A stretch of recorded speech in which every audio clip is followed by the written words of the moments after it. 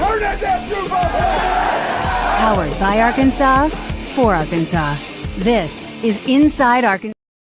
And welcome into Inside Arkansas Live here on this beautiful day here in the great state of Arkansas. I am John Neighbors alongside Curtis Wilkerson and Andrew Ellis, and appreciate each and every one of you for making us a part of your afternoon this afternoon as we are live from the Hog Heaven House right here in Fayetteville, which we're going to tell you all about this great spot to be able to stay for all events that are going on in the city of Fayetteville and in Northwest Arkansas, whether it's Razorback events, graduations, all that great stuff. A great spot to stay, and we're going to tell you more about it. But we also have to, of course, give a shout out to Trevero Clothing because, guys, I don't know about you. We always sound good. We are good. But today, we look good. We do look good indeed. It's I was going to try to keep the stone face as long as I could, but I'm starting to see the reactions pour in the chat, which is just hilarious. But no, man, this is good. You know, I think at this point in my life, I wear suits to weddings or, you know, the unfortunate event where you have a funeral. But man, for 8-10 years of my life, I wore one twice a week, man, coaching.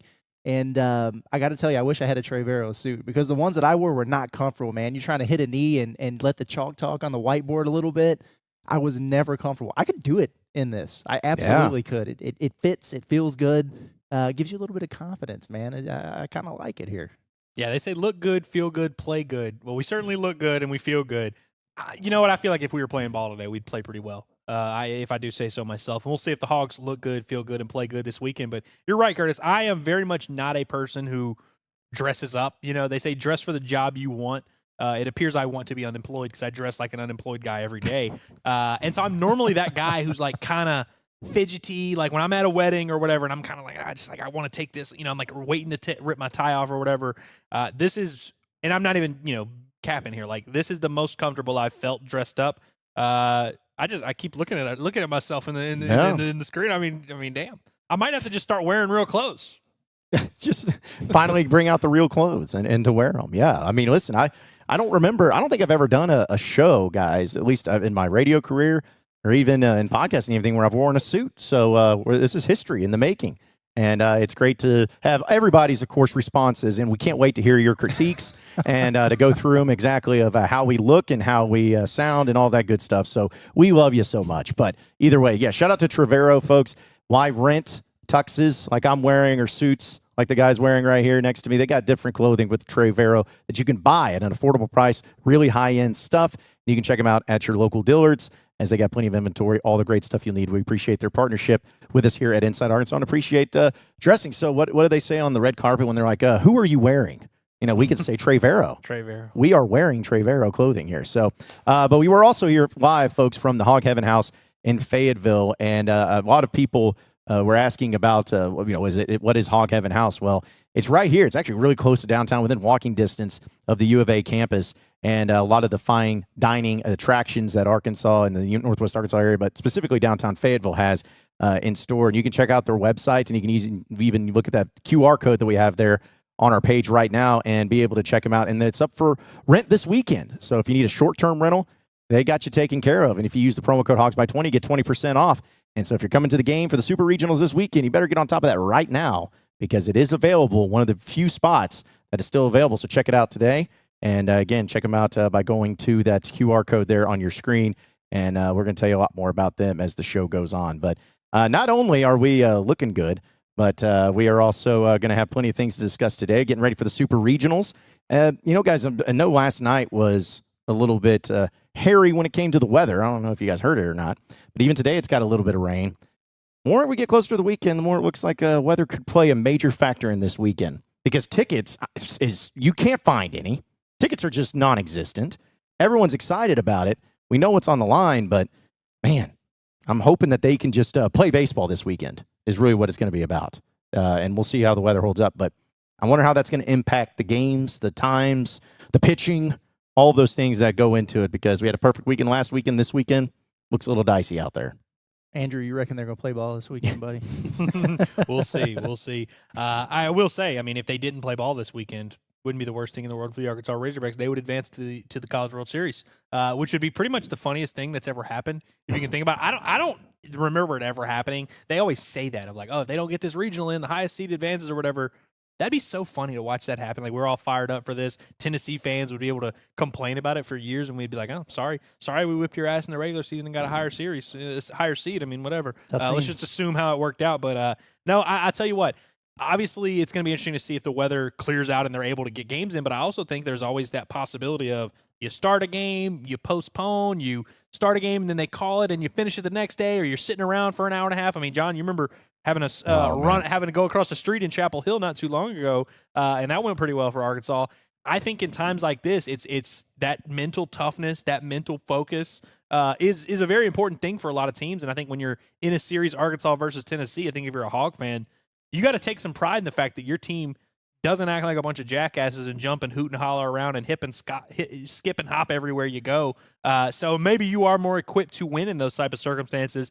Although I will say, Arkansas's worst performance at home all year was against A&M, where that series was impacted by weather. And was that a coincidence? Was that just is there a reason for that? I don't know, but it is funny. I don't know if it's necessarily going to be an advantage for Arkansas, but I think it's very important for both of these coaching staffs to reel their team in and make sure they're ready. Because, I mean, it's a grind where you're waking up at whatever time you're thinking you're playing, and then you have to sit, you have to stay loose. Like, it can be a big deal, and we see it be a factor in a lot of these series. That's why I'm really glad Arkansas has a big time leader in Dave Van Horn who handles situations like that. Do we think it'll be more like the Missouri series when the rain was terrible? Just ultra domination. Yeah, I like the way that sounds. Yeah, sure. I think everybody would take that. And since it's a Sunday and Saturday, Sunday, Monday series, that's another thing too that's going to play a factor into it, because even if you go to Game 3, which it could happen, I know people are flying high and thinking that you're just going to run through the rest of the postseason, but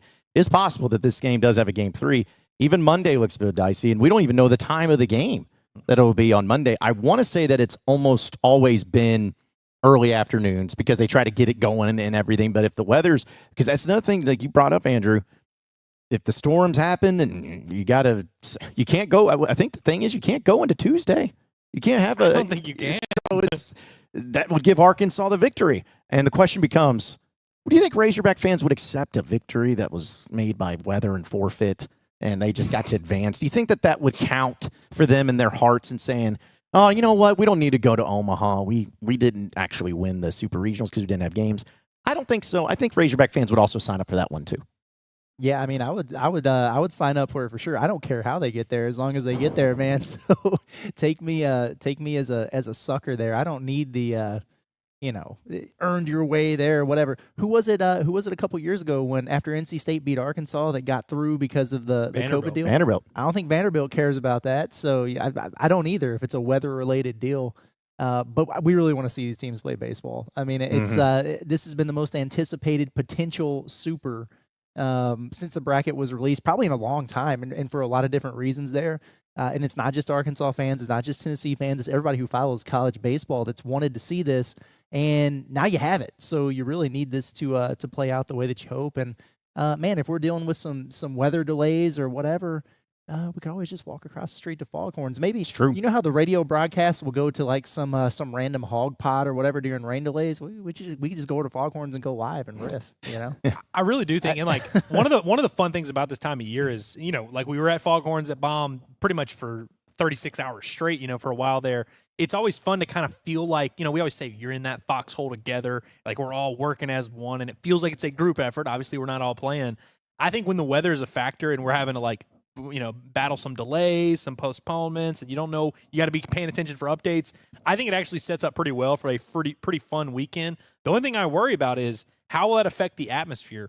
I was on with Chris Phillips today, and he was like, do you think this is going to be like, one of the better atmospheres we've ever seen? I'm like, I would like to think so, but like, if it's pouring rain all weekend, maybe not, and so that's something that could be a factor here, but I think Hog fans are going to be ready. I mean, what's one of the most special moments we can remember in a region or in a postseason situation at Baum Walker Stadium is the 2 a.m. Oh, man. It's just effing rain. You know, what's going on? I think it's shaping up, one, just with these two teams and how much talent there is on the field and what's at stake, what's on the line. That's already going to be a fun weekend, but it's shaping up to be one that, like, we will remember forever of, like, oh, you remember when we finished that game. We clinched it. We dogpiled at 1:30 in the morning. Y'all remember that?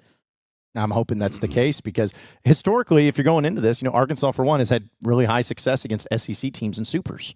They beat South Carolina. They beat Ole Miss in the supers to get to the Omaha. So there's that history. And you mentioned North Carolina, in the supers, the weather delays and whatnot that's helped. I think Missouri State won in 2017. The 3 a.m. was a regional that Arkansas ended up losing in Fayetteville. But they lost the rain game, though. Yeah, that's right. Missouri State lost the rain game, which was the most important game of that series, obviously. But they ended up taking care of business there. I want to say that, was it there was another one that they had delays in for a super that they ended up winning. May have been 2018 that they ended up happening. I can't remember if there was some stuff. Maybe that Ole Miss series. I don't know. I really don't remember. Hell, there's been so many supers victories over the years. It's hard to remember them all. But definitely, North Carolina, there was a delay in the middle of, I guess that was game. It's game one? two. It was, it game two. Yeah, because I had to go to the parking deck because it was not raining, but they were telling people I'm like, do I want to be out here in the middle of nowhere if there's lightning? Yeah. It was really dumb and stupid. So, but either way, it's gonna be a great weekend though. We can't wait. We can't wait. Going to be, of course, doing pregame, postgame action at Foghorns this weekend for the Supers. On Friday, we're going to be at Alumni Hall. Looking forward to that for Inside Arkansas Live. And today we're at the Hog Heaven House right here next to downtown Fayetteville. Great spot. You can see it in the background. There's more to it than this, obviously. But, you got plenty of room up here and being able to be so accessible to walk right to the downtown area. Where you crazies out there on Dixon Street getting a little wild. You don't have to worry about Ubering home. You can just walk home or stumble home or crawl home, however you prefer. But either way, we appreciate them having us out here and appreciate everything that they do as well. So I didn't realize how close this place was to my home. I could have walked over here, man. It's kind of crazy. That's a big pro. If you want to rent this place for the weekend, you are walking distance from Curtis Wilkerson at all times. So that's always a big pro here. Yeah, that's exactly right. I was I didn't realize that. I knew it was fairly close, but I was talking to Michelle earlier, and I know when it's about baby time that her folks are going to come and try to be around for a little while when that's all going down, and they're looking for a place to stay. Mm-hmm. It's a nice little recommendation here. So. Yep, it's a great spot. Get that 20% off. Hogs by 20. That's I guess that's just our official promo code. Anywhere you go, just if you go on any website, try Hogs by 20. And you might get something. Nike.com. If you're Amazon, you're just like, you know what, let's try it. Yeah, give it a shot. It might work out. Yeah, it might work out. So, but yeah, we appreciate it. And it's going to be a busy weekend for sure. We'll get to your chats here in a little bit, but it is a Remember Wednesday presented by our friends over at Fayetteville Flyco. And I was curious because, with what's going on with the Supers, we kind of already mentioned North Carolina, a few of the other ones, but we'll ask this as part of our Alumni Hall question of the day later and see what the rest of the audience feels like. But when you think of a super regional for Arkansas, good or bad, which is the most memorable one you think of when you think of a super regional that Arkansas played in?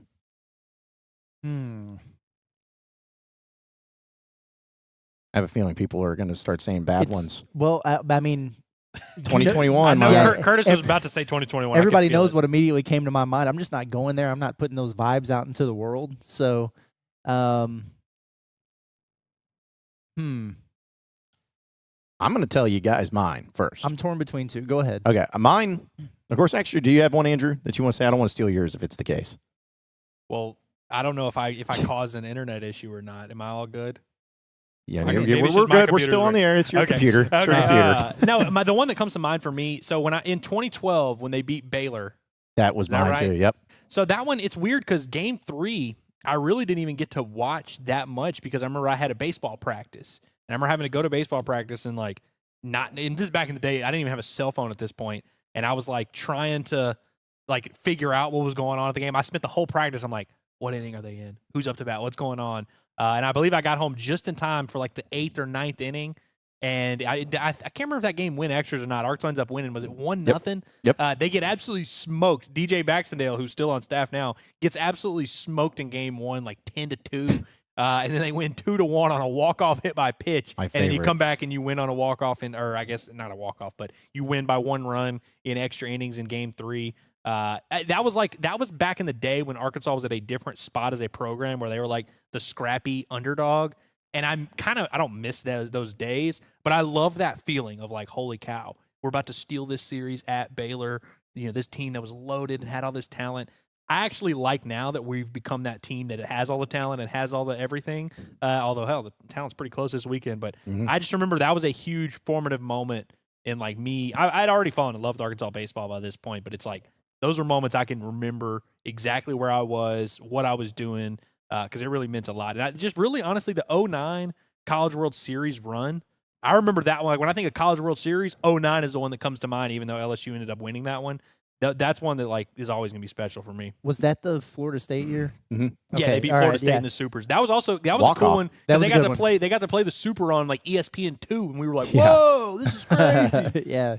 Yeah. No, that one was awesome. I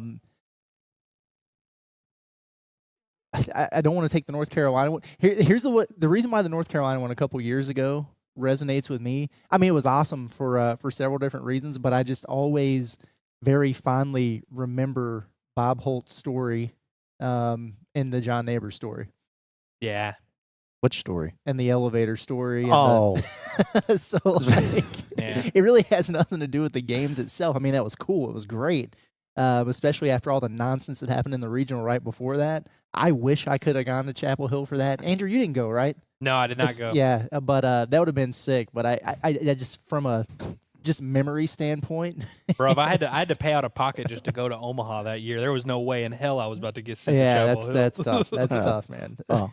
And for those who are maybe wondering about the story, I'll just give a very brief, Okay, but yeah, I'm not trying to put your business out politically there. correct version of it. I was seeing a girl at the time who had come to Chapel Hill, and I happened to have been given a rental car that was a Mustang convertible. I didn't ask for it; it was just given, so it was cool. And we were hanging out late one night, and it was like 1 a.m. I was driving her back to our hotel, and we just had a nice little, good night type of thing. And just lo and behold, happens to be Bob Holt and Matt Jones of HOGsports.com. Same hotel she was staying in.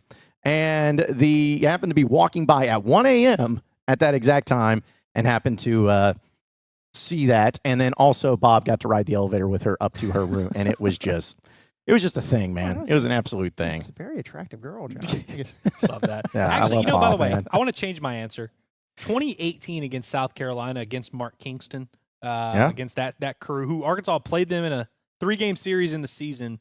Played them twice or played them maybe just once in Hoover, and then played them in the Supers, and that happened the next year against Ole Miss as well. But 2018, I don't know if I've talked about this publicly. I was interning at a little station called Pig Trail Nation. Heard of it. That was the first time I ever covered Arkansas in any type of official capacity, and really I was just holding cords and stuff like that, and then plugging stuff in. But that was like the first time I came up here for a summer, spent it, and really got to figure out all right, is this what I want to do for a living? So I think that was always a big moment in my life, and that 2018 team was just a special one that I get emotional thinking about it. Yeah, that was a great one. The reason I said 2012, the Baylor one, just real quick, because I know we'll get into the chats and everything, but I love that because I was still into baseball. Like I watched Razorback Baseball and everything, but I hadn't really gone as what it is now. Because what was that, 13 years ago? So a lot's changed in the college game. Yeah. But I just remember laughing because Arkansas was the home team. Stupid rule that actually helped Arkansas in this one, but Arkansas was the home team in that game too. They were down 1-0, and there was one out, and Arkansas had a runner at first, just hit the ball right over, or actually runners at first and second, hit the ball right to their All-American shortstop. And it was the easiest routine play you could ever have for a double play to end the game, and Baylor moves on to College World Series. The guy dicked it. I mean, just did not get it. And loaded the bases. As you mentioned, the tying run got hit by pitch because the bases were loaded, so that tied it up. They bring in a new pitcher. The very first pitch, plonk, hit by pitch, walked in. So not only did you have a walk-off hit by pitch, but you had the tying run was a hit by pitch by a different pitcher the previous pitch. So it was great. That was a lot of fun, and Arkansas ended up winning. You think Trent Daniel's listening to this right now? You better be. Trent Daniel I don't know what his numbers were for his career. I'm sure he had like a 5.6 ERA for the whatever, but I just remember him coming up with some big innings in left-on-left matchups. And Arkansas, every single game they played in the World Series, that run of the World Series was a 1-run game, and Trent Daniel got 2 outs against left-handed hitters, like every single game. And I was like, man, shout out to this random guy. But that's what's always fun about these postseasons is you mentioned the Baylor shortstop that made the error. It's like that's a thing that can happen. You can have the best pitcher in the country, and he could lose a game, Hagen Smith, and it's just like those things happen. You could also just have the Charlie Welch, who hasn't been in your lineup all year. Like, you always need weird things to happen, and that's when I look at this Razorback team, I see so many candidates for stuff like that. Like the Reese Robinetts of the world. Will McIntyre, of course, has been that guy in past years, like Cole Gabler. Like, there's just so many guys that you can see that for. You're like, you know what, I could totally see this, Ben Bybee coming in here and then just giving Arkansas a good inning or whatever. Like, there's so many guys that could do that kind of job. Yeah, absolutely. Well, let's go ahead and get into the chat and check the vibes presented by our friends over at Basis Health, where they are changing the way healthcare is delivered by providing those mobile medical visits to the comfort of your very own home. A doctor will come to your home for urgent care, primary care, IV hydration, so much more. It's Basis Health. They are here for you when and where you need them the most. Learn more at basishealth.org, or you can check out that QR code up at the top right. Really appreciate their partnership and everything that they do for us here at Inside Arkansas. All right, let's go ahead and get into the chat, which I'm sure is going to be something to get into. But either way, we'll start with a super chat because we appreciate Josh Miller coming in. He says, if they make it to Omaha, how will we know what game/day that they play? Planning to drive up from Kansas City? Any plans for Hangout Bar if an Omaha is in the cards? Woo Pig Suey. 1,000%. I mean, we're gonna be hanging at DJ Dugout. Yep. DJ's Dugout for sure. So like that'll be our headquarters for the week there, and we'll probably be bouncing around, going. We'll maybe have a night at the is it the Drover? Sounds right. Yeah. The Drover, Drover. the Yeah. steakhouse. Yeah. We'll have to get Curtis a good steak there, good ribeye there. But in terms of what day they play, so did we determine that it starts on Thursday? Yes. And Arkansas would be on Friday because their series is starting a day later, and so I think it starts on Friday. So it normally what's funny is normally it starts on Saturday. And I so think it's like I'm. Well, listen, my wife thinks it starts on Friday. well, no, like listen, Which means Arkansas would be Saturday. Right? every single time that we've talked about it, we've come up with a different answer. Okay. Like literally every single time. Well- But whatever day it starts, Josh, Arkansas will play the next day. Yes, exactly. So hope that cleared up the answer and gave you the clarity you were looking for. Okay, so here you go. This is because they just updated this, by the way. This is the official NCAA website. It says first day of Men College World Series games starts Friday, June 13th. Whoa. Friday the 13th, eh? Yep. But you know what's funny? And the reason why it's always confusing is because they'll always have the dates, but then like sometimes I'll be like, oh yeah, it starts on Wednesday. That's when they have the parade, and that's when they have the pregame ceremonies, and then Thursday is the practice day, and then Friday or whatever. Yeah. And so it's like, So who Arkansas knows? will probably play Saturday then, right? Yes, Day especially two, if they're playing 'cause- Monday. Yeah. Yeah, All right. which they won't. They won't be playing Monday, so it's fine. Let's see. Good grief, man. Y'all are terrible. This is awesome. I love Hickory Hog just says orange booze, sharp dressed dudes, hogs and two. there we I go. like that. I like Yeah. that. There we go. Yeah, appreciate it there. All right, so we're going to get a lot of so-and-so looks like Yeah. in this. So That's fair. Yeah, because T Razorback just says Andrew looks like the best man in his motorcycle uncle's wedding. That's crazy. Yeah. I've been seeing a lot of positive, very very encouraging comments, Yeah. and I've seen some mean ones. Yeah. Well, I mean, that's, That one's right in the middle. That's the balance of it all. Michelle says, well, dang. Hey, thank you, Michelle. I appreciate Very you. nice. Thanks, Appreciate thanks, it. thanks for making Thank me. you. It's about Oh, y'all? yeah. Oh, okay. Yeah. My bad. I was like, I don't know what Curtis is saying. Thank you. Yeah, seriously. Let's see. Sweet Arkansas gal appreciator says, is that where the basketball, or is it, I guess the basketball team buys their suits? If it's not, it should be. Yeah. Sure, yeah. Yeah, it is now. If After not, it seeing should us, be. after seeing us now, they're like, okay, yeah, we're definitely doing that. That's where Mike Anderson shops. That's right, man. That's right. Hey, shout out to a super chat from Hillary, Mrs. Future Ellis. But put this toward Inside Arkansas's dry cleaning fund.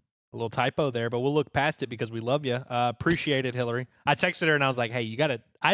She knew we were doing this at some point, and she's seen the suit sitting in my room there for like 4 weeks. She texted me, or I texted her and I was like, "Hey, you might want to check out the show today. You don't have to watch the whole thing, but just check out the show." Yeah. Well, I mean, listen, we appreciate everybody, all the compliments and all the insults. You can go, you can go do what you need to do.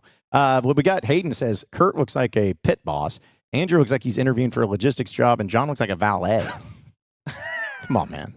John looked like he's about to come ask you if you want any appetizers. Yeah. It's like, am I going to go over here and just be like, oh yeah, you got the Buick? You got the Buick over here? Yeah. Come on now.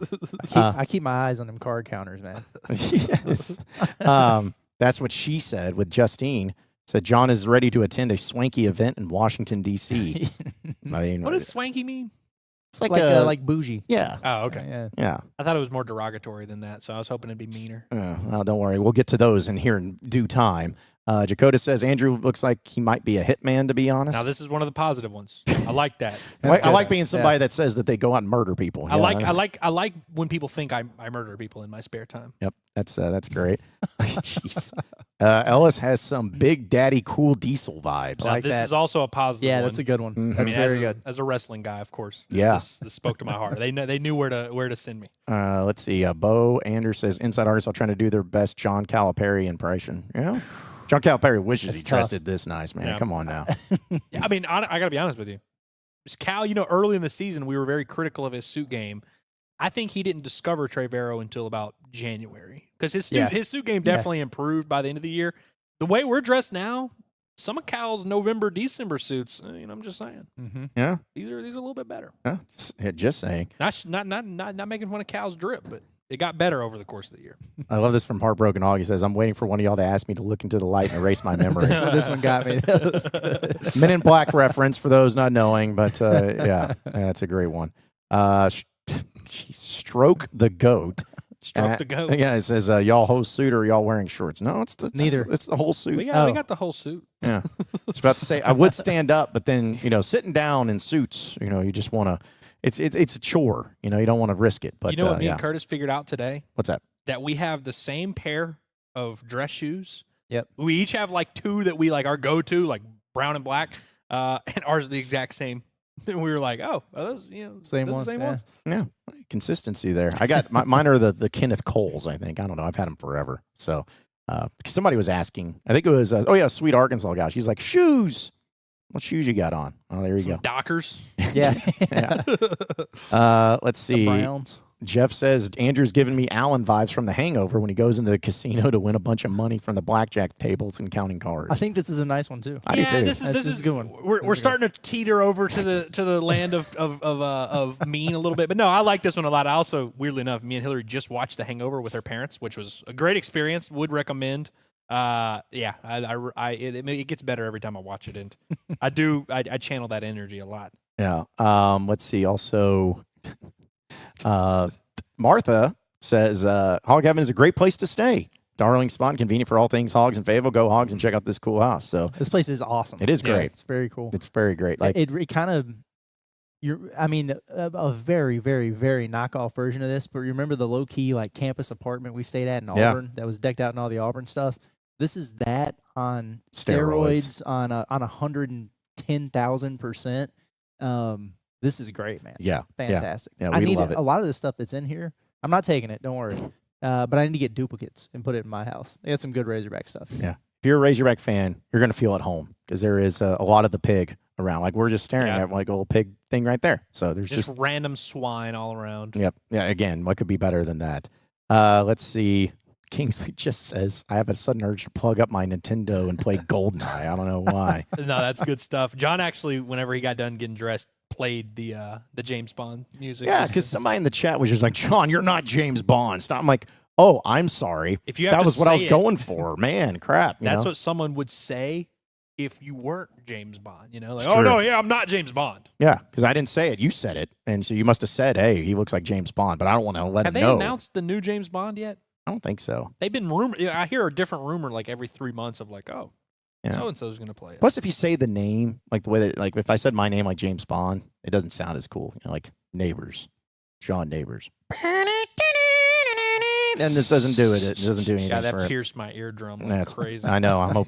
I'm hoping everybody could hear my impersonation of the whatever James Bond theme song. But still, GoldenEye is a great game too. By the way, let's see. Also, Vids for me says raffle jackpot at 36,000 right now. Do we think it'll be more or less than the last one? God, man, people are firing into that thing. That's good. Yeah, it's going to be more. If it's already at 36,000 and we're 3 days from playing an actual game, there's going to be more. We're going to have rain delays where people are just wondering what to do, and then you see that tweet. It's like, hey, the raffle jackpot. And people are going to be hitting it up. It's going to be more. Where did it end up at last time? What was the final number? It was like 300,000, but somebody won 200 or 150,000. Yeah. Something like that. So it was a lot, man. Yeah. That's a pretty hefty. It's killing one. it, dude. I'm gonna guess it ends up just shy of that. But I will say, during the series, is when like the biggest bump happened last time. Mhm. Like when we went into the series, it was well under 100,000, and it finished, like you said, near 300,000. I bet it'll get pretty up there this weekend, especially with what those crowds are hopefully going to be like. Yeah, and it's going to be open until 4 p.m. on Sunday, so it's not going to go through the whole series, but at least through the first 2 games. But here's another thing that's going to be interesting is that it's online only, though. You don't have any in-venue sellers. So will that be something that I'm wondering how many people went to the in-venue thing, I guess, with the people walking around, how many people did that compared to online? We'll see. But, I know at least one gorgeous young lady that did. Yeah. David said winning that raffle might pay for your tickets to the game. True. That That's would be pretty good. something. Yeah, if you need Game 3 tickets and you win the raffle, hey, you'll have your pick of the litter. And at the that other point in time. the other half of it goes to jacking up your ticket prices. Yep. Everybody wins in that regard. But I did laugh because I know I wasn't on the show yesterday, but I did laugh whenever I saw the tweet, and it's like the final bullet point just says, the proceeds ultimately go to support student athletes. Like it's just that word right there. If ultimately goes there, it's like they put it in there, so it does go to student athletes ultimately. So let's see. Ryan says, was Casey Martin destroying Florida and Brady Singer in a regional or a super? None of the above. It was actually in the World semifinals Series. of College World Series. Fun fact, that is my all-time favorite Razorback baseball game, where you had Isaiah Campbell tied the school record for strikeouts in Omaha. Dominic Fletcher hit a 900-foot home run. Brady Singer, who Arkansas just owns, still paying child support to that cat. That's good stuff. Eric Cole made a good play. Casey Martin went 5 for 5. Like, it was just a great. That's when Casey Martin hit the double and did the, showing that Arkansas was on the front. That's my all-time favorite Hog game I've ever watched, and it was the 2018 semifinals. There you go. And also a shout to Chuck Cheese. He says, you are definitely Cal's heavy hitters. Italian Stallions, good-looking guys. Love or that. looking I don't good know, I guys. don't know why Chuck Cheese just killed me, bro. Yeah. Like, you think this is the Chuck Cheese? The Like Chuck Cheese. Charles Entertainment Cheese? You think that's him? With a Z. Well, I'll tell you this. We appreciate Trevero. Like, I mean, this for weddings, for anything like that, man. This is great stuff. And these are ours. We're not just renting them and then we got to send them back. Like, these are ours. We may rock them for the rest of the time either way. But for those who are wondering, it is an Arkansas-based company. They just have all their clothing lines at all the Dillards that are around the country. So shows you how big time it is. But it's a local company, so check them out, your local Dillards. That's for Trevero. And tell them the Inside Arkansas guys sent you. They'll be like, oh, please let us give you the premier stuff over here because Inside Arkansas sent you. But we appreciate it. We appreciate the compliments of saying we look good. And all the insults, again, it's on brand. That's all we'll say. Dillard's, one of the 6 Fortune 500 companies in the state of Arkansas. That's right. Some people forget that. Everyone says Walmart and Tyson. 6 is a very large number for top 500 companies. Yeah, especially when you have 3 million people, less than 3 million, around 3 million people in the state. So yeah, Inside Arkansas will be number 7. Yep, we're on our way. Yeah, stonks. Yeah, it's going there. It's going there. John Sullivan says, remember when Andrew tried to make us believe that Rocco Pepe was going to be good and a fan favorite? I definitely remember this. He would have been. I think he was like minus 450 to be a fan favorite, and it just those odds are. You just got to tear that ticket up. Well, I will say him tearing his back, I feel like should be like it's like saying, hey, you remember when you told me Lynn Bias was going to be a good NBA player? It's like, well, I mean, God forbid, I didn't know he was going to get in a car crash. You know what I mean? Oh, you thought Brandon Burlsworth was going to have a good career? Like you can't. When a guy gets injured, you have to acknowledge that context. I would argue that he is a fan favorite though. Based on our experiences the other night. I mean, he's over there by 101. He's warming up the right fielder, and the people love him. Yeah, he's the throwing people out baseballs to the crowd, and now the being good part. Well, he's as much of a fan favorite as you can be with a batting average under the Mendoza line. Yeah, truly, and I say that like not even as a joke. Like if he were just hitting like 260 with like 5 home runs, he really would be probably like the fan favorite. Mm-hmm. Unbiased Brim says Curtis got the power style tie. Yeah, I mean, the entire coaching career, I was a half Windsor guy because it's easy. You just do it real quick. And I texted the fellas earlier today. I was like, I think I'm going to go for the triple. I'm going to go for the triple today. Couldn't get it. Tried it 2 or 3 times and couldn't get the length right on the end there. So I just went with the double. Met in between and went with the double Windsor. So yeah. Double Windsors, I feel like the solid one. Single Windsor always look kind of like, okay, hipster weirdo. Like, all right, it's like, but no, the double Windsor's solid. I actually, if you would have come in here with a triple Windsor, I don't know what would be more difficult, tying that or me trying to tie this bow tie, because that was a chore. Yeah. I never put much show prep into a tie than I ever have in my life. The last one that I did, the triple Windsor, like the knot itself was electric. Like it was spot on, but it was I just left it way too short. I was trying to adjust it, but it looked weird. It would have come down to like above my belly button. It would have been awkward. So. Yeah. We can't have that. No. Shout out to Logan. He says, you've got a really good piece of Razorback stuff headed your way as we speak, Curtis. I'm very intrigued. I'm very excited about this. We were discussing some of this the other day as we were doing our daily talks about the St. Louis Cardinals, which are actually fun to talk about now. Yeah, there you go. Uh-huh. Shout out to also Ty. He says, hopefully don't get pampered or sponsored by Pampers. Yeah. Well, if we were, if we were, you won't know it because we'll be like, we're not going to show those off. But yeah, you never know. Never know. Let's see. Addison says, can you guys see anything? Yeah, all I see is a College World Series in front of me, buddy. That's all I see.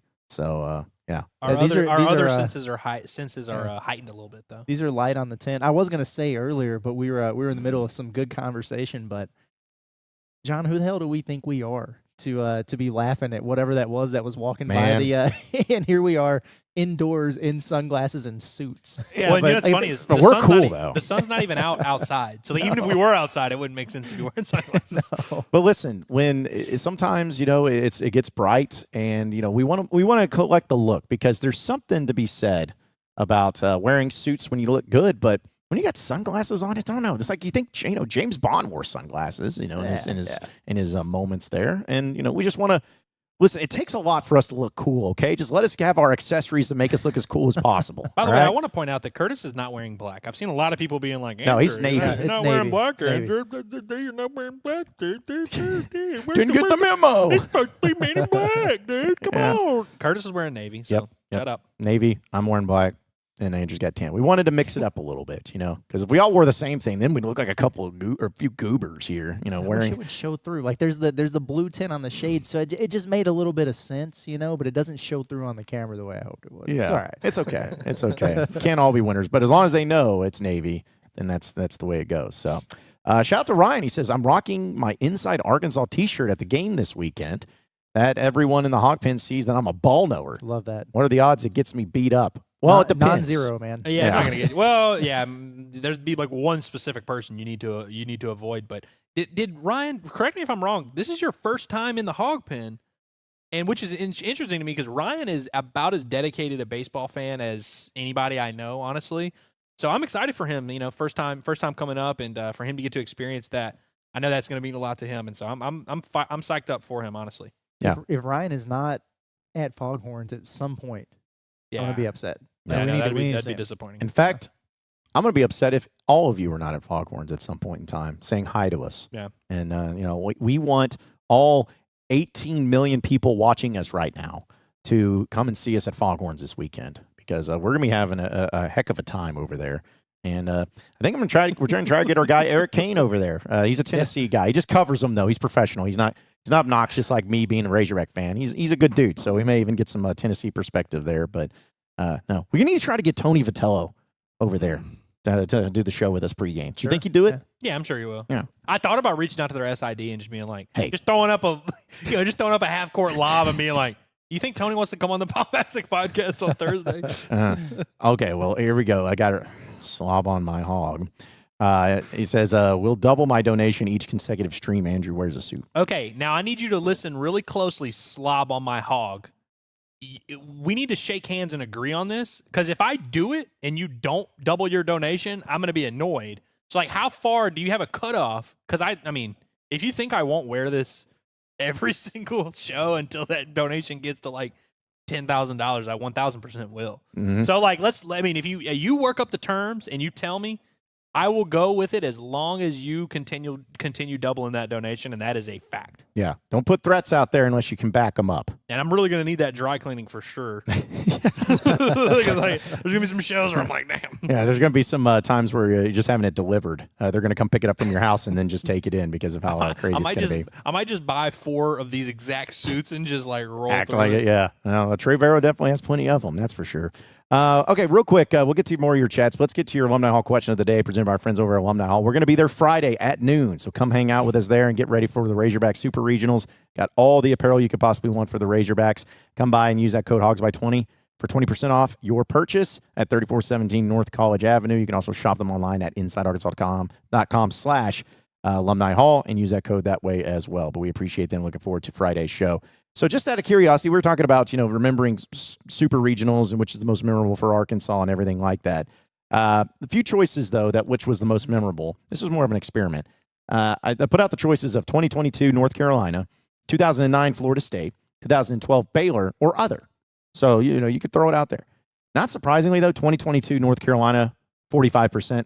I feel like just because it was the most recent one, it was the one that Arkansas actually won. Yeah, and I will say, I think the program has reached a level in the last 10 years that it just wasn't at before in terms of just relevance nationally and people in the fan base who really are paying attention. Hell, even this season, I've seen dozens of people. Shout out to our guy Cody James, who was like, "Man, I honestly was really just a basketball guy, but now I'm kind of becoming a basketball and baseball guy." And so I think the program year over year gets more and more people to really invest. And so it makes sense. And I think this year, hopefully we'll replace that as people will be like, oh, that's the most memorable. Because I think the fan base is growing, which you just love to see. Yeah. I think that seeing it there and people, knowing, because here's the thing, going 2-0 in a super regional is, I feel like, pretty rare because I think Arkansas has only done it twice. I think Florida State was one of them, right? Yeah. They go 2-0 in 2009.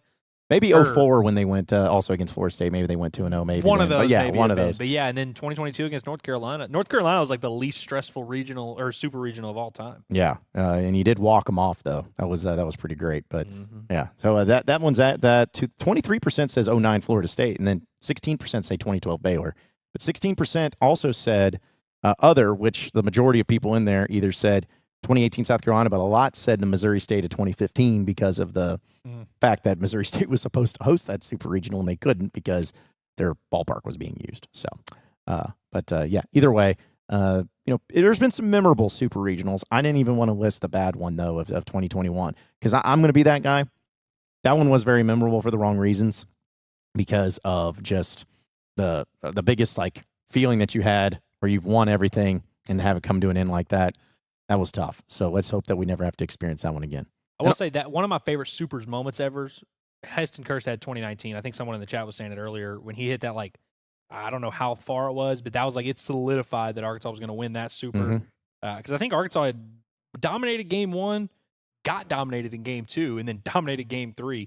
So it's kind of cool. But there's been so many cool moments, and it's cool to look back on them. Yeah. Well, it's you just think about the college baseball landscape and everything and just the controversies that's happened this past weekend, guys. We got the Kevin O'Sullivan stuff that happened and, they issue a statement. Then we got the Wake Forest coach coming out and putting out a statement for what he allegedly mouthed and said. And, they had to put out a statement on that. You had certain Tennessee media members acting like the world was coming to an end because of said fact. And it's just been crazy. A lot of this stuff is not even baseball related. A lot of it's just stuff going on, on the field, but in different capacities. So there's been a lot of controversy that's happened in the regionals so far. You know who's never going to have to put out a statement? Dave Van Horn. Nope. He's just you don't even know what that is. You don't even know what putting out a statement is, except for on the field by winning. That's the statement he's going to be putting out, right? Yeah, right. Absolutely. Yeah. Yeah. He puts out his 3 tweets a year, and that's his statement. Did we have was it a joint statement with Yurachek and Muss after Maui, or was it just Muss? I honestly don't remember. I don't remember how that statement went down, but I do remember Muss apologizing. Yeah. You know how much he hated to do that, though, right? He had to just, how many times did they have to, push him and ask him, hey, man, we need your statement? He's like, I refuse to say anything about it because I don't believe I was in the wrong. But are y'all surprised that the Wake Forest coach admitted to doing it? Because he could have very easily denied it and just been like, no, that's not what I said. Yeah, I know everybody reads lips, but it's you can definitely fudge your way out of that a little bit.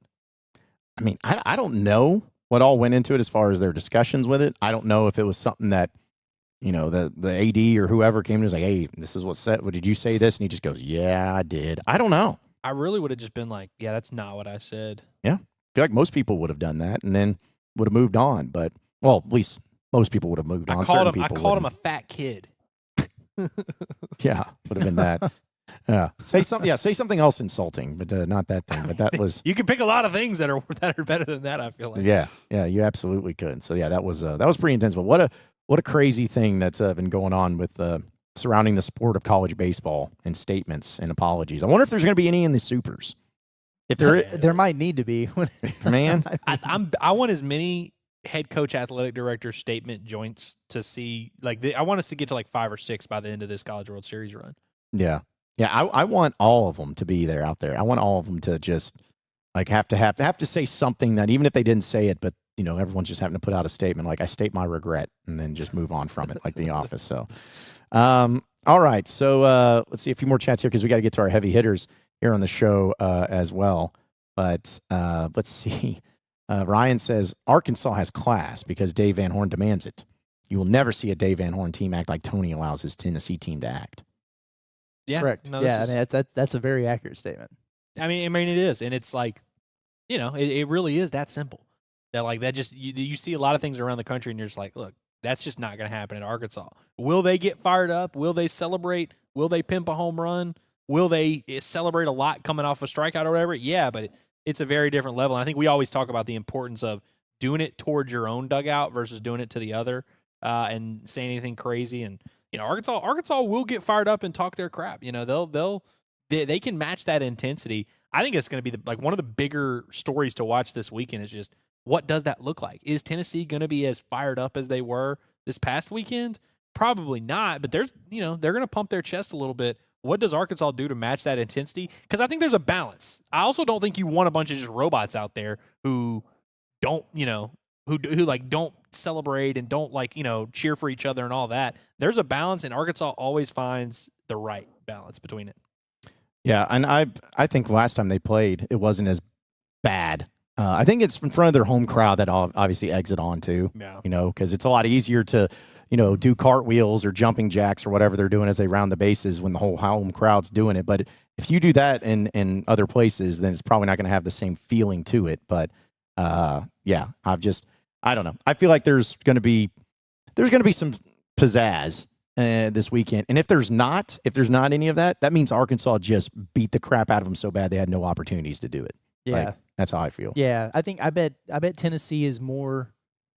That leash is longer from Tony V than it was when they were here a few weeks ago. Maybe they don't go all out. And I hope that we see Texas series levels of intensity from Arkansas because that was a scary team, man. They were fired up, clicking on all cylinders. That would be ideal. Yeah. Which I'm glad you mentioned that Texas series, Curtis, because it is funny how many people will be like, Dave's teams, they would never shot. It's like, bro, I watched Gabe Gackel tell that kid to sit the F down. What are you talking about, bro? Yeah. They will do it. But again, there's a balance. You kind of want to play with some of that edge. You want to have that intensity. You can't just go out there and just, not look your opponent, not feed into it a little bit. But Arkansas, I love when they have a good grasp of it. And they, like always, when you wait till you actually win, and then you really pump your chest and you're like, all right, get out of here. Yeah.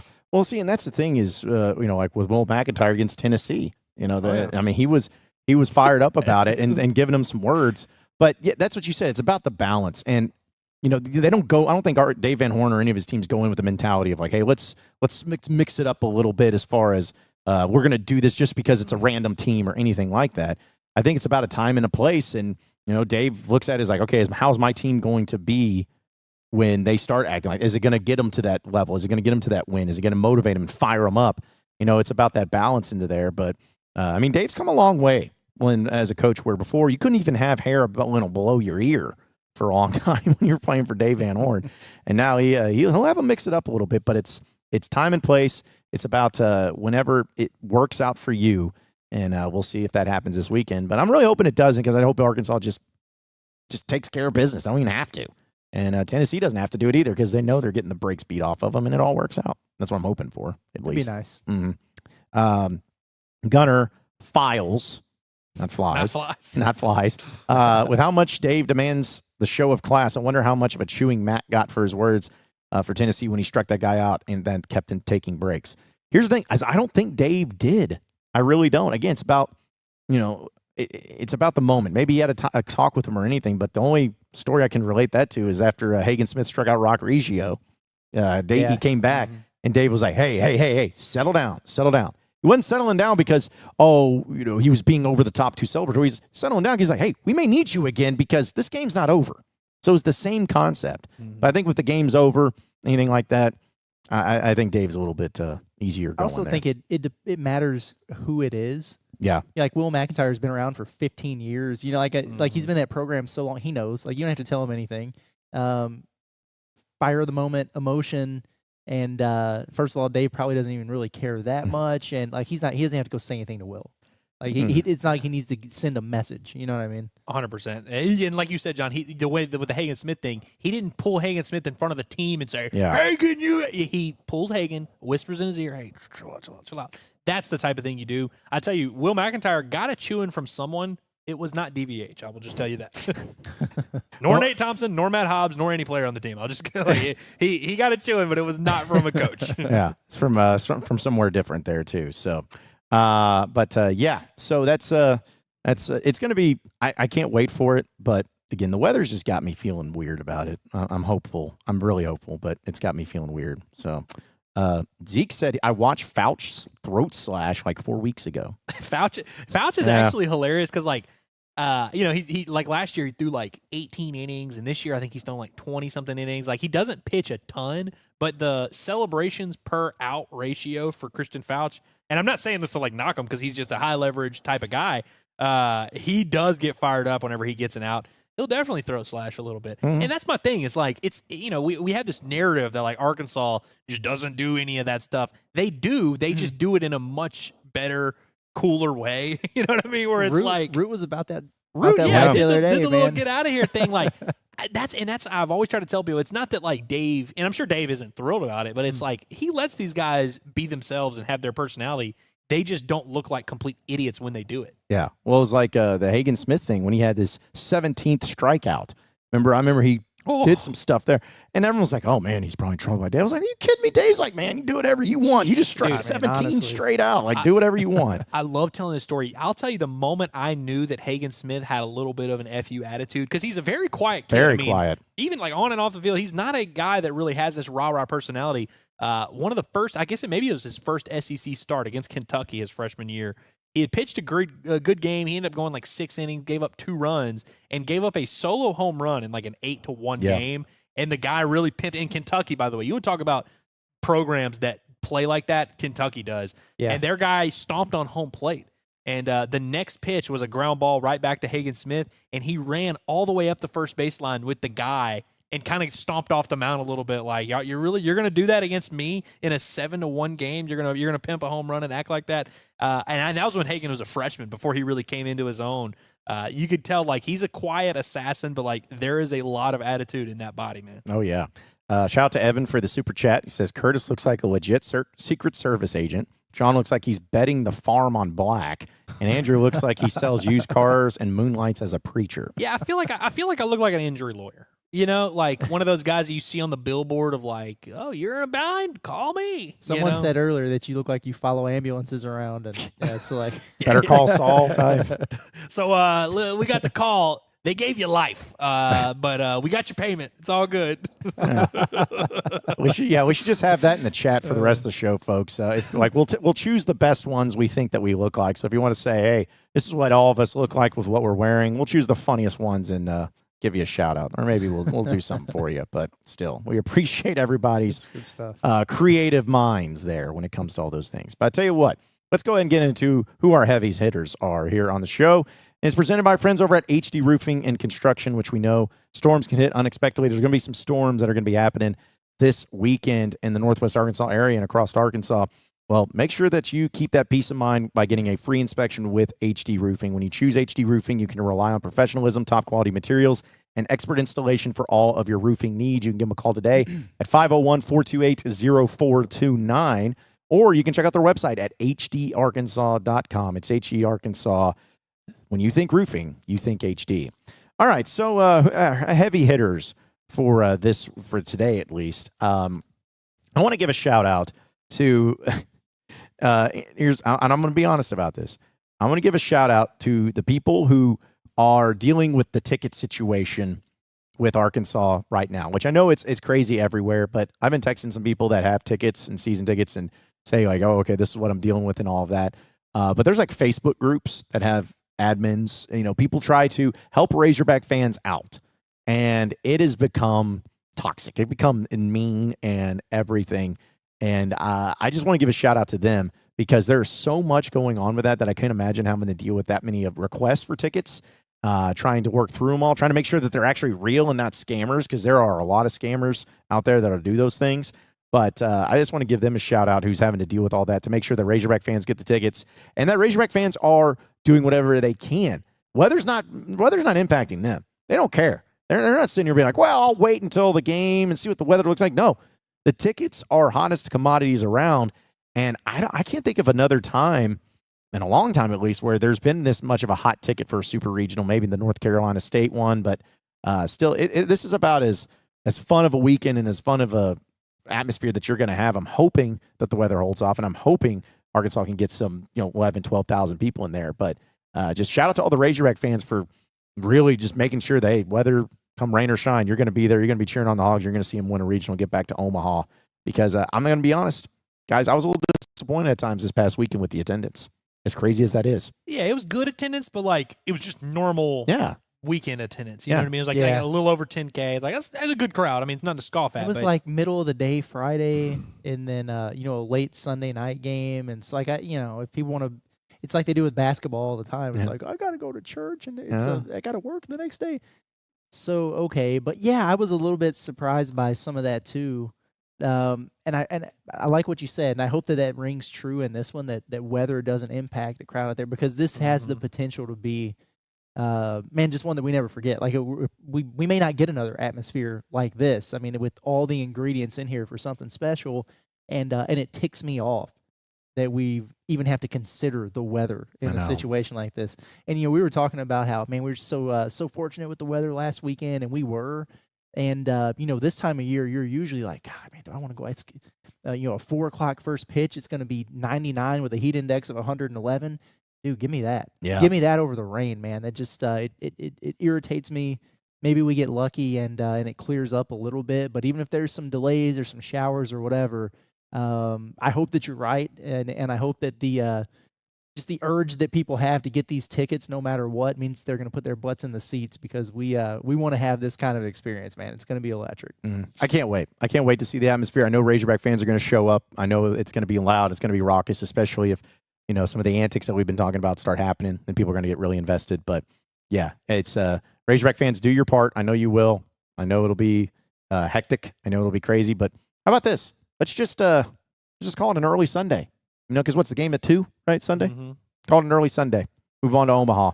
Dogpile there in the middle of the afternoon on a Sunday. Then you don't have to worry about Monday. Let's just do that. Little 5:15 dogpile. You like that? Yeah. Let's do something like that. Sunday at 2:00. That should be. I mean, Saturday at 4 obviously is nice too. But that's Sunday at 2.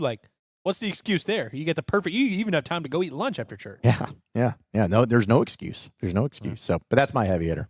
I like it. No, I like that a lot. My heavy hitter is Riley Hall.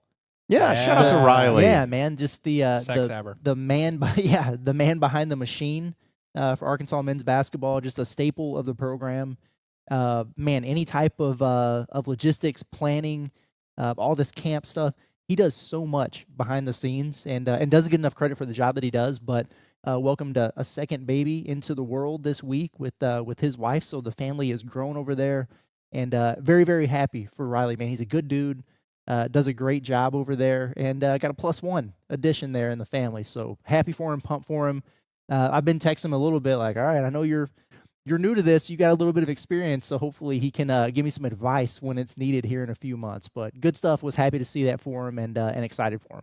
Yeah, Riley Hall's the man. He's the connective tissue of what's been the coolest Razorback basketball stretch of my lifetime. Honestly. I mean, he's the one common denominator there. When we were talking about Coastal Carolina's coach and how he was standing up for his grounds crew and all that, and I was just thinking about all the people behind the scenes of these programs that, maybe not everybody knows, but that do so much and people don't realize. And that's why I love how much that the Coastal Carolina coach took up for his guys. I think Riley Hall would be that guy where if some opposing coach said something to Riley Hall, we'd be like, bro, you don't talk to Riley Hall. That's our guy. he's making shit happen. Like, don't talk to him. We had to go to bat for him when When they were coming after his ass, smacked that phone out of the kid's hand. when he was framed. Yep, because he committed physical assault against that student reporter. That poor that kid. one kid. And you know what's sad is it had to be a Kentucky reporter. That was Of what was course. it was like. Yeah, It couldn't have been like the Vanderbilt student reporter. It had to be Kentucky. So all those Kentucky fans were like, "This is just unacceptable. There's just no place for this in the game and no all place that." for it. And it's just like, relax, everybody, relax. But yeah, shout out to Riley. That's a good one. Yeah. Well, I've got a couple heavy hitters, baseball related, MLB baseball related. Both of these heavy hitters have taken L's against the Cardinals very recently. One, Paul Skeens, I want to shout him out because he's having one of the best pitch. I mean, he might win the Cy Young, and he is 4-6 overall. We always talk about how wins in pitching is like the stupidest stat of all time. He took the loss last night against the Astros, went 8 innings, gave up a solo home run, and caught the L. So clearly he sucks. And he's caught a couple of those L's against the Cardinals where he'll go like 7 2/3, give up 2 runs, L. He's had 2 games in the last 3 weeks where he pitched the entire game, gave up 1 run, and lost. And so I just think that's fascinating. 4-6 with a 2.05 ERA. Pretty unreal. Now, speaking of guys who have played SEC baseball very recently, Jack Caglianone got called up for the Royals. It's funny because and he lost to the Cardinals they won. They won. Yeah, they did come back and win. He didn't contribute, but they won. Yeah, he goes 0 for 5 with a couple lineouts, a couple tough groundouts. But it's funny because like the beginning of the season, I go to Arvest, I'd say probably 3 or 4 times per year, usually after Arkansas's baseball season ends. But I was telling Hillary, I was like, dude, we got to go to Arvest and see Caglianone before he gets called up. He gets called up to Omaha about 10 days ago. And I'm like, oh, you know what? Maybe we'll be able to catch him in Omaha. We'll be there next week. Maybe we can go see a game on our day off or something like that. Oh, no, he gets called up to the Royals. So I guess I'm just going to have to make a trip to Kansas City, which is a better trip than Omaha. So I'm probably going to go see – I like to go to Kansas City once a year. So I'll probably go in July. Looking forward to that. But I just wanted to shout him out because I think it's always cool to see the SEC players that are – I mean, literally this time last year, Caglianone was – in Omaha or in a super regional, insane. And he's playing big league baseball. I think he's it's the fastest ascent to the big leagues for a Royals player since Bo Jackson. Yep. How about that? I've heard of him. He's pretty good. I remember. Yeah. In terms of freak athletes who are good at baseball, my other heavy hitter. This is a weird one here. I saw the shout out to Nepo babies. I always love Nepo babies. The son of Eddie Murphy has just gotten married to the daughter of Martin Lawrence. Really? So, I mean, like, those are 2 legendary comedians. They better be very funny. People. That kid, that offspring, might be, like, our next guy. You know what I mean? Whoever he is, like, we got to get a mic in front of him. We got to get him in some movies. I think that's hilarious. And I just think that's also, like, funny watching the like, Nepo babies come together. And, I like to celebrate love. But how about that? That kid's going to be the funniest. I saw someone say this might be the reincarnation of Bernie Mac, which I was like, you know what? I could see that. I'd be down for that. Bernie Mac, man, rest in peace. One of the funniest of all time, Bernie Mac. Yeah, that's crazy. I wanted to also give a heavy hitter out to, of course, the Hog Heaven House. I mean, this was awesome of them to let us do it. And because of them, when Arkansas makes it to Omaha, they're allowing us a place to stay up there in Omaha. So wanted to give a huge shout out to them, folks. And again, this is in Fayetteville, and it's right close to the square, to the downtown area. You can check out that QR code on the screen to book Hogs by 20 for 20% off. Any event that's going on here in Fayetteville. It's a great spot, really convenient to locate. They even have a garage too. A lot of Airbnbs don't even get your garage. They have a garage. They got rooms. They got plenty of space. So really appreciate them. But also, I want to give one to Razorback Football, man. They had a couple of nice little commits, a couple of good recruiting classes now that they're trying to build for the 2026, getting a 4-star offensive lineman and everything. So shout out to the Razorback Football team of putting it together. And also, crushing it. Yeah, they're crushing it. Or at least they're not making it worse.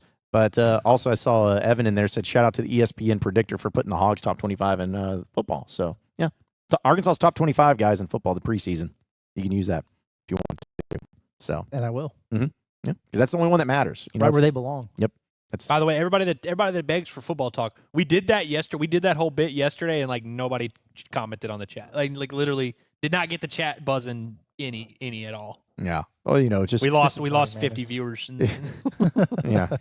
we lost people that just decided to end it all because we started talking. Did you see? While we're on the subject, Josh Pate's top 10 SEC quarterback rankings? No, what was it? Taylor Green was 8. Okay. I don't remember what the others were, but Taylor Green I was feel 8. like that's kind of low, right? He was ahead of Marcel Reed and Diego Pavia. That's what I remember. I don't remember who was ahead. Really? So he has Diego Pavia as like 10. Damn, are I there think that many so. good quarterbacks in the I think SEC Reed this was year? 9 and Pavia was 10, I think. Yeah. I Here we feel go. like Here all we three go. of those guys should be higher. He's got Diego Nuss. Pavia at 10, Marcel Reed at 9, Taylor Green at 8, Jackson Arnold at 7 at No, Auburn, Jackson Arnold sucks. Austin Simmons of Ole Miss at 6, Sure. John Mateer at Oklahoma at 5, Garrett Nussmeier at 4 from LSU, Nuss at 4? Yep. Lenore Sellers at South Carolina at 3, Arch Manning at 2, and DJ Lagway of Florida at number 1. So listen, Yeah. I think DJ Lagway's going to be fascinating. I don't know if I'm ready to crown him the best quarterback in the SEC after completing 52% of his passes or whatever the hell he did last year. Very good prospect. I mean, he's a generational talent and all that. I'm sure he's going to be pretty good. I know Florida got some receivers in the portal. Are we sure he's the best quarterback in the SEC? Like Garrett Nussmeier, I couldn't believe I thought he would be the unanimous number one. Yeah, that's a lot of projection there in that list. Like he might wind up being right because it's hard. Like Mateer was really good at Wazoo. Is it going to translate to the SEC in Oklahoma? You know, like he's projecting a lot right there. Mm-hmm. Yeah, I don't know about the Jackson Arnold thing. I would have Taylor Green over Jackson Arnold. I would too. Personally. And there was another one in Jackson there. Arnold, he's one of those former 5-star guys. Yeah, he's exactly. like a 5th-year senior. It's like, former 5-star, though. And then the Austin Simmons kid, like you're just projecting that in Lane Kiffin's system and everything, like he's going to put up massive numbers, but you don't know that. So if you're saying like if it was here are my top quarterbacks by the end of the season, maybe. But I think going into it, I would give Talon the nod over a couple of those guys. If you're giving the Ole Miss kid a nod, you might as well give whatever guy is starting at Tennessee a nod. Like Heupel's not going to put some just bum out there. Yeah. Like he's going to end up throwing 33 touchdowns or whatever. Right. Yeah, that's interesting. Well, and also too, I have to really go back and look, but I want to say that was Pate that ranked Taylor Green at like 5th postseason last year, like overall in the Maybe SEC. so. Yeah. And then so to have him go down to 8th either shows that one, it's you just had that many transfers coming, it's going to make a difference, which I don't think that's the case. And but it hasn't Lagway been on like a weird throwing program thing? Like they weren't letting him do anything through spring, and now he's throwing a Always very a huge specific red number flag. of passes. And I don't know, man. yeah, He's got to have Tommy John. yeah, something like that. Yeah. All right, and also my final heavy hitter, real quick. For the people that actually understood my tweet reference of Allah be merciful from the movie Robin Hood, Prince of Thieves, one of my favorite. It's actually my favorite movie of all time, and I never thought it would make so many people uncomfortable and weird, folks. It's from a movie, and that's it.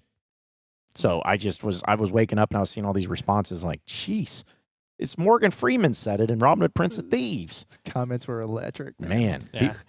There were some crazy ones, bro. it was wild, man. Because here's the thing: is like people really thought you like converted to Islam. Which, by the way, even if he did, like, who cares? Like, why would that really? But people were heated up about it. well, people were thinking that it was some sort of like call for violence or something. I'm like, Allah means God, and it was just something from that. But it was a throwaway line. It wasn't anything that was trying to be intentional. But it took like 4 or 5 hours, and somebody finally said Robin Hood. I'm like, thank you. Yes, that was the case. Let's send Allah worshippers of Tennessee is what I was like. Let's bro. let's add this to the catalog of John Neighbors tweets that mistakenly pissed off a lot of people. Yes, like it's just the list keeps on going. But either way, yeah. So that's my shout out for that. My heavy hitter people actually understood the reference of what I was trying to convey there. But it was really funny because people take it so seriously. But I'll be merciful is all I wanted to say. So all right, getting back into the chats here. Shout out to our guy Quinn, Palmer fan. Arnold is going to have a very good wide receiver core. He will have that. He will have that. It's funny. So I saw this comment where he says our wide receiver core is on paper top 5 in the nation. I read the comment before I saw the name, and I thought that was a Hog fan chiming in. I'm like, I don't think that's a true statement, but I don't know. I mean, that's interesting. But okay, yeah, Auburn will have some good receivers for sure. That's a good group. Yeah. And I that mean, was, Hugh Freeze is a good quarterback coach. You know what I mean? Like he's usually going to have. He's had like 12 really good quarterbacks. He's most likely going to develop them a little bit. Like, I'm not like, has he though? Yeah, like dude, he was Like at Ole Chad Miss. Kelly was good, but Well, even Bo Wallace put up like 4,000 yards at Ole Miss. Like he's taken some bum quarterbacks and developed them. He also made Malik Willis a shit ton of money. Malik Willis got drafted like 7th overall, and he sucks. But he got drafted that high because Hugh Freeze. So it's like he takes average quarterbacks and makes them very good, which is what I think Jackson Arnold kind of fits that kind of criteria of like a Chad Kelly, Bo Wallace type of guy that'll throw for 4,000 yards despite not being very good. Yeah. One thing I'll say to Quinn's point, not only will Jackson Arnold have a good receiving core to throw to, he did not have a receiving core at all to throw to at Oklahoma. Like they notoriously had, their top 4 or 5 receivers were out for the entire season. It was a complete mess. Dudes who weren't even projected to be on the 2 deep had to step in there for him. Now he could have played a lot better and done a lot of things differently, but he was at a very disadvantageous situation over there at Oklahoma. So it is a better situation for him. I'd still put Taylor Grant ahead of him, though. Yeah. Yeah. I don't know. It's maybe that ends up happening. I guess it's just, since he's been at Auburn, was it Peyton Thorne and who was the other quarterback? I think it was just Peyton Thorne both years, but yeah, he was very very mid. Didn't when Arkansas play him this past season, didn't they have to start somebody else? Hank the Cow Dog. Yeah, Hank. There it was, Hank. Yeah, I remember Andrew said something really out of pocket, but I couldn't remember what it was. Dude, I just remember if Hank Brown had balled out against Arkansas, we would have been in trouble because we shit on that kid so much leading up to this game. We were like, bro, they are not about to beat Arkansas with a Hank Brown. And what's funny is if they didn't start Hank Brown, they'd probably beat Arkansas. True. Yeah, very much so. Masked Mateo says, looking sharp, gents. Where are y'all located? Woo Pigs. We're at the Hog Heaven House right here in Fayetteville. So, I appreciate it. We try to look sharp on occasion. Yeah, because here on out, guys, the rest of the way, if we're not going to dress as nice as this day, so people are just going to be upset and bummed when we go back to dressing like bums tomorrow. Unless that guy is legit about doubling his donation, because I think he backtracked right away. But if he wants to do it, I will wear this suit tomorrow gladly. Let's see. Finch says, I'm going to let y'all know that literally all of my Tennessee work buddies have been avoiding me all week on purpose. LOL. Finally got to catch up on a couple, and they told me that all of them are scared. As they should be. Yeah. I wish. The one thing I'll say about Kentucky fans, now they should have just, stuck around and went away or whatever after the game, but I get the connections. I want more banter in here. I love it when we got folks from other fan bases who come in yapping. Where the ball's at? We've got a couple in here. Some guy was trying to be like, hey, we got this kid, Liam Doyle. Watch out for him. It's like, yeah. Okay, we'll do that. So, we got a couple that have, starting to meticulate. People are nice, man. But, dude, I feel because, I think you were talking about, Andrew, when Arkansas played Tennessee just a few weeks ago, it's like Tennessee fans hated the team and hated, we're upset with Vitello and this team sucks. And I think that's probably why, because they probably still think that their team sucks. And you'd be like, we should have never even went to Game 7 in the regional. They're now at this point where I think they're now starting to get on board. But yeah, it's been a toxic year. I follow Ben McKee, who does a good job covering Tennessee on 24/7. I follow him, and every tweet he puts out that's like a quote from Vitello, the replies are just an absolute cesspool of people being like, Tony needs to get it together. Why'd he pitch this guy? Blah, blah, blah. Why won't he bench Dean Curley? And all this. And I'm like, good Lord, dude. It's like they are really heating him up. And you can tell Tony feels that he's had multiple situations this year where he's referenced the fan base in a negative light, where he's like, hey, could y'all maybe cheer for our guys whenever they make good plays? Could you maybe show up to the Sunday game that we're about to play? Could you help us out a little bit? Which, I'm sure a lot of people do that, but it reminds me a lot of what Jim Schlossnagle was doing at Texas A&M. And I'm really not even saying that to be joking or be a dick. Jim Schlossnagle was having a lot of those same quotes where he would get frustrated with the fan base. And, Tony the other day was talking about our fans need to appreciate consistency because it's hard to do that. And, they've been to 5 straight supers and they're coming off a national title. So if you can't have that relationship with your fan base coming off a natty when you've made 5 straight supers, that's tough, man. So, because I think we should need to get Daniel Shee in there when, Tennessee loses both games and they end up going home. Just ask, be like, so do you see yourself coming back to Fayetteville? she will be the one who just fires from there. And maybe a different uniform. Could you see yourself, being the head coach here at some point? And of course, Tony would be like, well, I'm happy where I'm at right now. We all love what we're building and blah, blah, blah. But, no comment. Yeah, but if he said something like that, could you imagine? If he said, they'd be like, I'm not going to talk about that right now. Everyone would just be like, oh, there it is. There it is. He's coming to Arkansas. Confirmed. We'll get Daniel Shee on that and see if he'll make it happen. So let's see. All right, let's go ahead and continue to get your chats because we're getting close to wrapping up here. after about another 15 or so minutes. But appreciate the Hog Heaven House and appreciate Trevero Clothing for making us look so dapper today, because it takes a lot to make us look dapper. But Trevero, they found a way. So be sure to check them out at your local Dillards. But let's go ahead and get into some of the final headlines and final chats here, presented by our friends over at BetSaracen. Download the BetSaracen app on your iPhone or on your Android. You can also check them out at BetSaracen.com. They even quote tweeted us and said, "Hey, we were looking good." So, Oh, wow. Yeah, that's good. They wouldn't lie to us. yeah, they know what it looks like. They know what high rollers look like. Walking into the casinos and everything. So, yeah, but we appreciate them, and they got all the specials going on this weekend for the Arkansas Tennessee series. So be sure to check them out at BetSaracen.com or on their app at BetSaracen. So. And I meant to bring this up. I'm sorry, but we'll go ahead and do it for Finch. He says, I got a heavy hitter. 2 nights ago, my last place league baseball team had to beat number 3 and then number 1 to get to the ship. Last night, them boys found that dog in them and won that thing. Hey, So Love that. shout out to Finch and shout out to the last place league baseball team.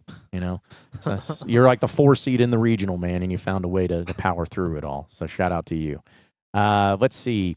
Seth says, I'm trying to take my wife to her first postseason game, and there's no way I'm paying $100 per ticket for the Hog Pen. $100 for a Hog Pen ticket this week is a bargain. I'm about to say, it's probably actually pretty good. You're going to be hard pressed to find a better deal. And I'm not saying it's like a great deal, but then I guess you're not going to, because it's $100 for a Hog Pen. Like that's probably about as good as you'll find. Mm-hmm.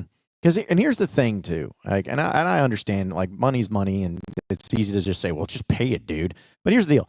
Like, if you don't want to sit in the hog pen, that's fine. Do what everybody else does. Just go get into the door and then go into the concourse and then stand behind the seats there in the concourse where you can get a much better view of the game. Yes, you don't get a seat, but you get to stand, you get to watch, you get to interact with fans, you get just going into the hog pen doesn't mean you're forced to stay in there in your little chair and look at Homer and Jethro in front of you and be like, oh, you should bring the mozzarella sticks. Like, you don't have to do that stuff. You can walk around and everything. So just getting into the door is the biggest thing. I get it, though. $100 goes a long way, but it's the market. Like, I just don't understand why people are getting all so fed up about it. But let's see. Also, No Sheep Sherlock, I had to say that one very carefully, says, you guys look like the Men in Black. Yeah, we've heard that. Sean got the part. Curtis got one too many shots from the neuralizer.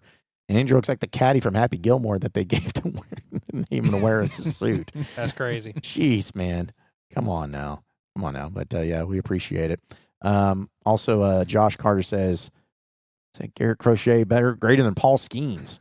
Another thing Tennessee is better at than LSU. Is this guy a Tennessee fan that just finally came in and started trolling? He is a Tennessee fan. I also love that, like, we would give a shit about what LSU and Tennessee have going on. Like, me giving Paul Skeens my heavy hitter, it was in no way of like, yeah, LSU baseball, they're crushing it. Yeah, I don't give a shit. I also don't give a shit about Garrett Crochet, but no, it's just funny. It's like, okay. Yeah, well, because he goes on to say, Liam Doyle changed his pre-pitch routine, so it made it impossible to tip pitches, which Arkansas clearly had something on him tipping pitches. Good luck with hitting him this weekend. Yeah. Okay, great.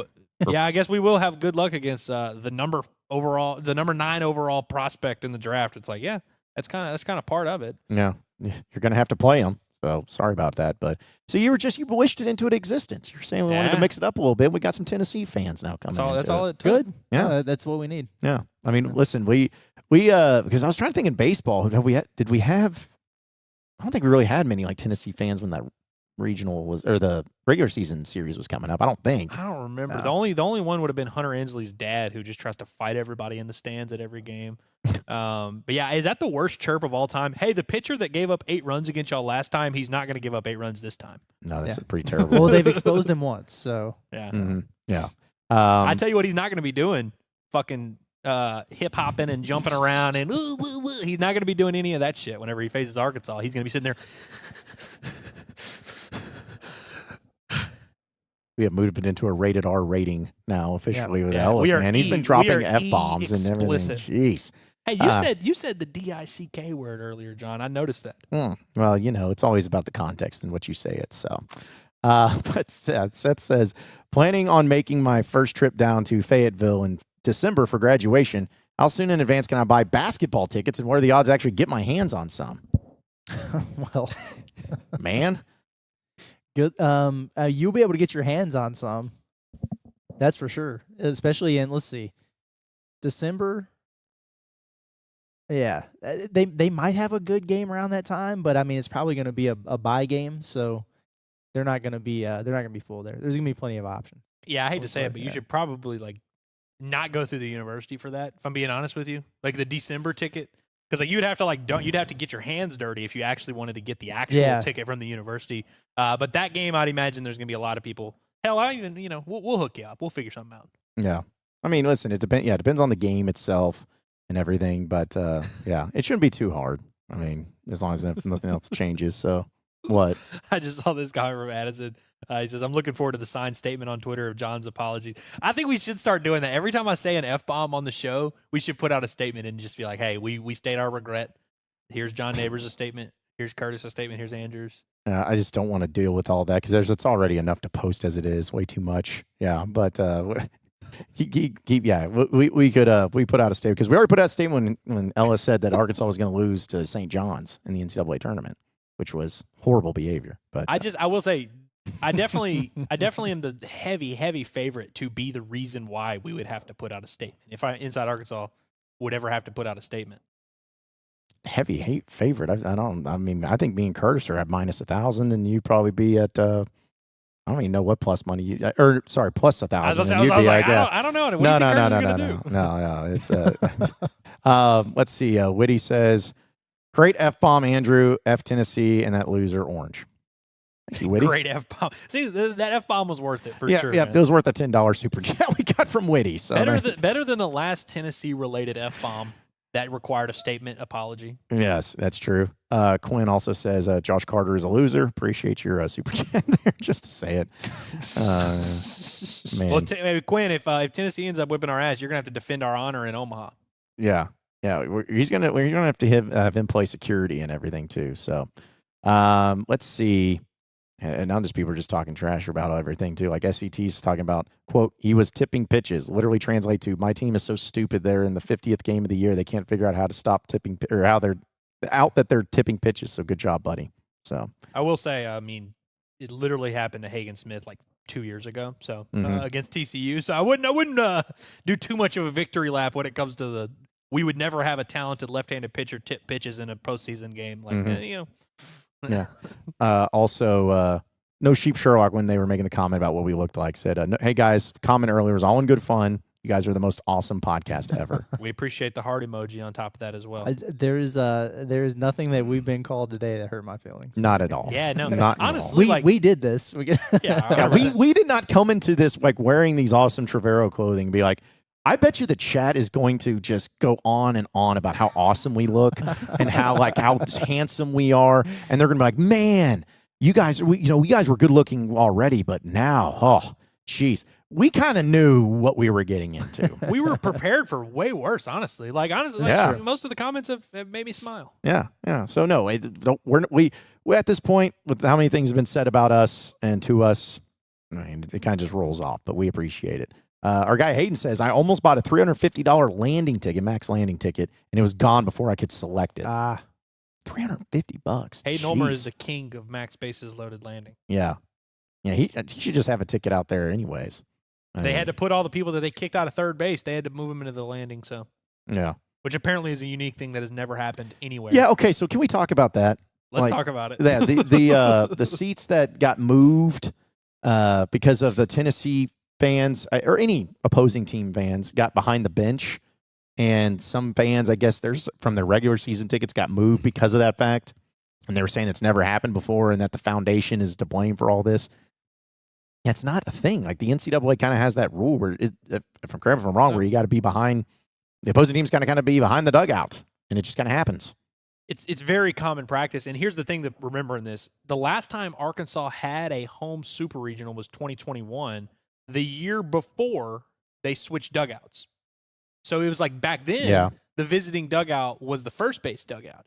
And so it was a completely different section. And so, I saw some people comment on Twitter. They're like, this has never happened to me. It's like, well, Arkansas's never had a home regional where the third base line had the visitor's dugout there and where they had to make room for it. And I think Logan was saying that they switch it every few years or whatever. It's like specific sections and stuff. Look, and I get it. It sucks, but it's like, it's not like this U of A screwed you type of situation. You know what I mean? Yeah. It's just, I understand that people are very upset. like when those things happen. But that's not something that you need to be upset by because it's just part of it. It's unfortunate, but it's the way it is. It's not the Razorback Foundation be like, you know what? We hate our fans that give us money. We're just going to make them go out there in the hog pen. Like they're not doing that. It's not that blatant as much as people like to say. Oh man, shout out to Whitty for another super chat. Appreciate you, Whitty. Says, I've never been so excited after seeing you three. Way better than my wife on our wedding night. Great way to start Pride Month. Thank you, Whitty. Appreciate you, Whitty. Quinn says, Josh Carter has now unleashed how I am on X. So, all right. I love, dude. Quinn is a junkyard dog, man. Yes, and what's man. funny is like he does have a grasp on it. He's not just like an unhinged animal. It's like he can dip into the bag when he needs to, and that's what I love about him. Man, yeah. If you are okay with having, like, if you go to bed early at night and you want to wake up to something that will give you some humor when you're rolling out of the bed on the alarm and you're scrolling Twitter, just have your notifications turned on for Quinn. He's going to have some bangers. He's going to have some bangers overnight, man. You just never know what's going to be happening. So, all right. So Hayden said he got him one. Got him a ticket. He said, see y'all Saturday at Fog. Oh, there we go. Yep, we'll be there. We decided we're going to do pregame, postgame, right? On Saturday? Oh, yeah, we are. Mm-hmm. So, what would be like a noon pregame probably? I guess we can discuss it at some other time. Yeah. We can. I mean, depends on the timing of the game itself. Yeah, maybe a little like post lunch type of thing. Yeah, that'll be cool. Did we get it confirmed? Our potential guest? Not confirmed, but it's like pretty much gonna happen. Waiting on us. Yeah, we get to confirm it. Yeah. That'd be cool. Exactly. So we'll invite Tony V. Well, we have to reach out to the SID and make sure Tony V's not coming on. Right. Yeah, because that would be pretty tough. Would he be the one baseball coach you'd want to talk to, like from another team? There's a few that I'd like to talk to, but he's definitely like the number one on the list, I'd imagine. Yeah. I wanted to bring this up too because someone had when we were talking about the Tennessee fans or Tennessee players being like, jackholes and everything. Somebody was asking me, I gotta go find it. But either way, they're asking who's the basketball version that you remember of the Tennessee baseball team in college basketball that were jerks and like arrogant and running around. I can't remember just like one team that always had it. Yeah, definitely not like year in, year out. It was always specific players. Like we all remember Marshall Henderson, but I wouldn't say that's like a staple of Ole Miss basketball. Yeah, that's kind of the thing. Yeah. Cal have some teams that were. I mean, Cal's teams would probably be where you'd start looking. That Nate Oates squad. Yeah. Where, what's his nuts got kicked out of the game and good call. It's a good call right there. Yeah, the guy that looked like the character from the Wii games. Yeah, that guy. I agree. LSU with Will Wade were definitely LSU with Will Wade is a very good call. Pretty arrogant. They had some players that were just some yappers. Yeah, that was a good one. I want to say even LSU with John Brady was there. Had some jerks too. That were talking big. Well, LSU's athletic department in general is just a low life scum of the earth that always have bad human beings out there. Man, yeah. I can't think of any other teams that just really come to mind. I mean, people may say like, "Oh, the Fab Five of Michigan back in the day," but I mean, they were cool, man. Yeah. They really weren't that like obnoxious, I wouldn't say. Yeah. And in football, you don't really have all that much of that as a team. I don't think. I mean, like all the good teams, like Alabama's never really that way. They were pretty buttoned up. LSU would be that. Now, LSU football is the probably the one that they had some flair and dramatic to them. Les Miles would let those guys act a fool. Also, maybe like USC with Pete Carroll. They were always had some swag to them. No, hey, Florida football. Florida with Percy Harvin and Aaron Hernandez and all those guys. And even Tim Tebow doing he would talk his shit back in the day. Florida football back in that era of Urban Meyer was pretty testy. Yeah. Wow. I was all for like making those villains, the villain teams of the SEC and of college sports. So I think they've definitely Tennessee has become that. Man, jeez. Did I say another bad word? You did. What did I say? You said the SH. You've been, dude. You've let been them fly. Dude, you've man. like dropped like 10 4-letter words in today. Yeah, but I feel like I've said the S word on. Like I say that pretty regularly. On but it's like it's like the PG-13 rating. It's if you drop one or two, you get that. But then at some point in time, they have to cut it back a little bit. Every but- now and then, you can curse in PG movies sometimes. Yeah. I misread this at first, and I was like, wow, dude, that's crazy. But we talked about that yesterday with the pressure being on Arkansas. I mean, I think everybody understands that. Well, yeah. For sure. I mean, That's there's a no doubt fact, about it. though, That's- yeah. I'm not going to argue that one. Yeah, that was just like all the pressure's on Arkansas. Yeah, well, they are. But Yeah, then I he mean, also like, said, there's no where's doubt it about at? it. I mean, I would say Tennessee's got a little bit more house money to play with here when you're the defending champs. Right. He also says, never seen a more cocky, entitled fan base that has 0 championships. Talking like Tennessee is the only cocky fan base is hilarious. I think we're talking about the team. Yeah, we didn't say anything about the fan base. Yeah. Like it's the way that the team acts on the field. We Not also necessarily just the listed fans, off but- like 7 different programs across sports that like had teams that were kind of like that were, pretty cocky and all that. But I would say Razorback fans, of all the like things you can make fun of us for, and there is a lot, like if I'm being honest, being like cocky and entitled, I don't know if that describes us. I think we're pretty like hate our team for the most part. Like I think we have like a little bit of a fractured wounded dog mentality. Are we that cocky? I don't think Hog fans are that cocky. Yeah, because I mean, I don't know where that cockiness would come from. I mean, there's a difference between cocky and then being confident your team is going to win. Yeah, because yeah. but just going out here back, the cocky most entitled fan base. Entitled to what? Like they haven't Right. done anything. Like what does that mean? Entitled. Like, also, I don't think anybody's ever said Tennessee's the only fan base that's like that. I mean, No. hell, the entire SEC, they've got a lot of fan bases that are very cocky. No, but see the Arkansas. I'm sorry, Curtis, but the Arkansas Razorbacks. We're like the St. Louis Cardinals. We do it the Cardinal way here. Exactly. All right. None of that nonsense that gets too crazy with it. So That'll lead you to 8 titles. no championships Uh-huh. after they started calling it a thing. But Yeah. And that Which makes is like, you remember when heat culture became a thing, Miami heat culture? And Yeah. as soon as they started saying heat culture, they stopped being a prime, organization. just don't do that stuff. The Cardinals have won 8 World Series, right? Or is it more than that? Sorry, I didn't want to They've put you on won the a lot, spot. right? I know that they've won a bit. So I think they've won 3 in my lifetime. they did have the most in the National League for a minute, but I don't know if that's still true or not. 2011 they Oh. win. Mm-hmm. 2005? 2006. 06, yeah. Yeah. 13 they went and they lost. Yeah. They've had some good success, just not as It's much been recently. It's such just a been a- tough it's- run, Curtis. It's Yeah. been so tough on you, Yeah. man. Yeah, imagine being a New York Jets fan. Can't do that. Yeah, no one wants Yeah. to. Yeah. 11 World Series. Thank you, Hayden. Quinn also appreciates Super Chat. Says, y'all could brag about your track and field program. Well, thanks, Quinn. Appreciate you. You can always come in clutch with us, man. When you're coming in and be like, yeah, you can do this. Thanks. You can brag about your Isn't their swimming diving team like really good at Auburn? Sure. I mean, I could be making that up completely, but maybe. Suni Lee? Yeah, she's good. Yeah, she's she was pretty good. She's pretty good on the gymnastics and everything too. So, oh man. Well, fellas, it was fun coming out here to the Hog Heaven House. Getting to see each other, which we've done a lot, but being in a cool thing with suits and an awesome house with some awesome clothing for an awesome stream for some awesome people. It was pretty awesome today. Yeah, man. Final thoughts before we roll out of here? Hey, you go first, Curtis. You always got to go first. Come on. I'm good. You don't have any final thoughts? No.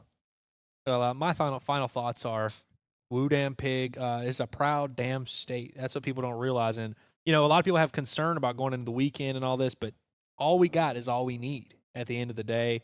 And we're going to make this Razorback Nation proud. You hear me? I hear you. Mm-hmm. Sorry, did we miss Quinn's super chat? Sorry. Yeah.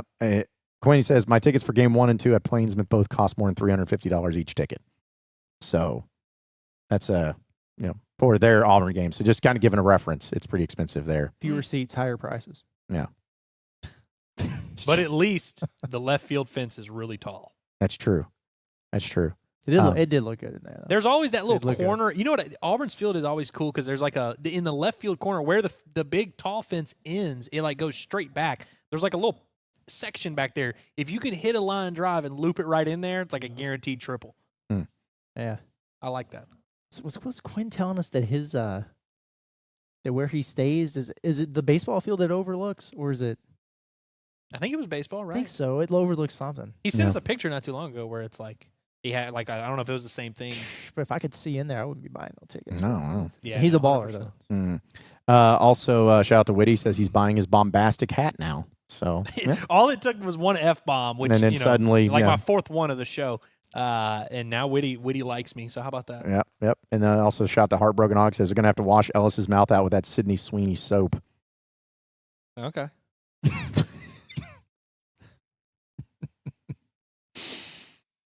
Proud All right. damn state, there, John. It's a proud damn state. Oh, wait, man. we got one more super chat from Quinn. Oh. That was on the parking deck. Oh, So, okay. yeah. All right. So, You live on the parking deck? That's cool, man. I'm messing with you, Quinn. Don't hurt me. Don't come at me. Don't start dropping expletives at me on Twitter. So, oh man, but this seriously, folks, we really appreciate the Hog Heaven House for having us out here today. It's an awesome spot. So for those of you who are out of town, who come here for Razorback games, graduations, concerts, just to get away, this is the place to go. It's a veteran-owned and family-operated, Arkansas-centric short rental that's just right across the street from the downtown square. And big Razorback fans that run this place, and they're always looking for people to come in here that we're gonna need to get out there and have some fun here in the Northwest Arkansas area. You can go to their website right there using that QR code right there at the bottom. I guess it's here. That is weird, Curtis. I'm so sorry I did that to you. pointed right at his gentle. Yeah, I'm so sorry. But it's the QR code that you can message right there directly. And if you use that code HOGSBY20, you get 20% off your first stay here at the Hog Heaven store. So, or Hog Heaven house. So go and check it out today. And also appreciate Trevero for letting us dress to impress today. It's an awesome spot. And if you go to Dillard's, any of your local Dillard's, ask for Trevero. Be like, I want to look as good as the Inside Arkansas guys.